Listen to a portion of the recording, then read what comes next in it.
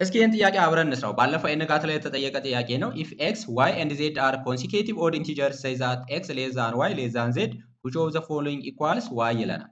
ሶስት ኤክስፕሬሽኖች ተሰጥተውናል። ከነዚህ ኤክስፕሬሽኖች ውስጥ ከዋይ ጋር እኩል የሚሆነው የትኛው ነው ነው?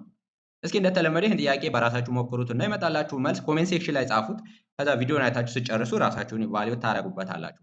የተጠየቅነው ኮንሲኬቲቭ ኦድ ኢንቲጀር ነው። ኮንሲኬቲቭ ኦድ ኢንቲጀር የምንላቸው ደግሞ ኢቭን ያልሆኑ ተከታታይ ቁጥሮች ማለት ነው። ለምሳሌ 1 3 5 7 9 11 እያለ የሚቀጥል በቀላሉ ሲምፕሊፋይ ለማድረግ እንዲመቸን ኤክስ ኤን ቢሆን ቀጣዩ ቁጥር ያው ኮንሲኬቲቭ ስለሆነ ዋይ ማለት ደግሞ በሁለት ይጨምራል።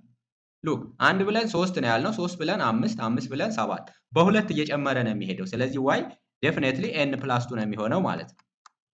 ሶስተኛው ዜድ ደግሞ ኤን ፕላስ 4 ይሆናል ማለት ነው። ስለዚህ ኤን ፕላስ 4 ማለት እንችላለን ማለት ነው ዜድ።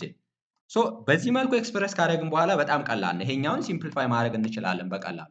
ኤክስ ማለት ኤን ነው፣ አሁን ሲምፕሊፋይ ባደረግ ነው መልኩ። ዜድ ማለት ደግሞ ኤን ፕላስ 4 ነው።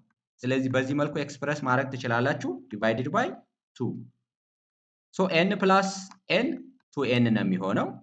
2ኤን ፕላስ 4 ይሆናል ሲምፕሊፋይ ስታደርጉት ኦቨር 2። አጌን ሁለቱን ኮመን ማውጣት ትችላላችሁ። 2 አንደር ብራኬት ኤን ፕላስ 2 ማለት ይቻላል።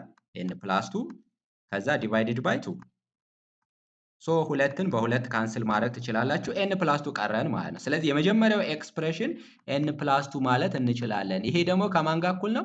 ከዋይ ጋር። ሉክ ዋይ ማለት ኤን ፕላስ 2 ብለናል። ስለዚህ የመጀመሪያው ከዋይ ጋር እኩል ይሆናል ማለት ነው።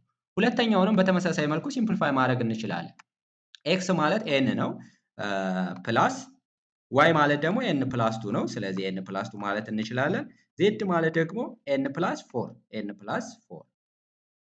4 በጣም ቀላል ነው የሚሆነው ኦቨር 3 ሶስት ኤኖች አሉት። ኤን ፕላስ ኤን ፕላስ ኤን 3ኤን ነው የሚሆነው። አጌን ላይክ ተርሞችን አድ እናደርጋለን። 2 ሲደመር 4 ደግሞ 6 ነው። ስለዚህ ፕላስ 6 እናደርጋለን ኦቨር 3።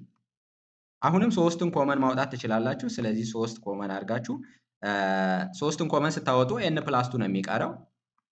ምክንያቱም 3 ሲባዛ በኤን 3ኤን ነው። 3 ሲባዛ በ2 ደግሞ 6 ስለሆነ ማለት ነው ራሱን ስለሚሰጠን ኦቨር 3 ማድረግ ትችላላችሁ። 3ን በ3 ካንስል ማድረግ ይቻላል። አሁንም ኤን ፕላስ 2 ቀረን ማለት ነው። ኤን ፕላስ 2 ማለት ደግሞ አሁንም ከማን ጋር እኩል ነው? ከዋይ ጋር እኩል ነው። ስለዚህ ሁለተኛውም ከዋይ ጋር እኩል ይሆናል ማለት። ሶስተኛውን ቼክ እናድርግ። ኤክስ ማለት ደግሞ ኤን ናት። ሲምፕሊ ኤን ፕላስ 3 ብቻ ነው የሚሆነው። ኤን ፕላስ 3 ደግሞ ከኤን ፕላስ 2 ጋር እኩል አይሆንም። ስለዚህ ይሄኛው ኤክስፕሬሽን ከዋይ ጋር እኩል አይሆንም። ስለዚህ በዚህ መሰረት መልሳችን የሚሆነው ኤ ነው።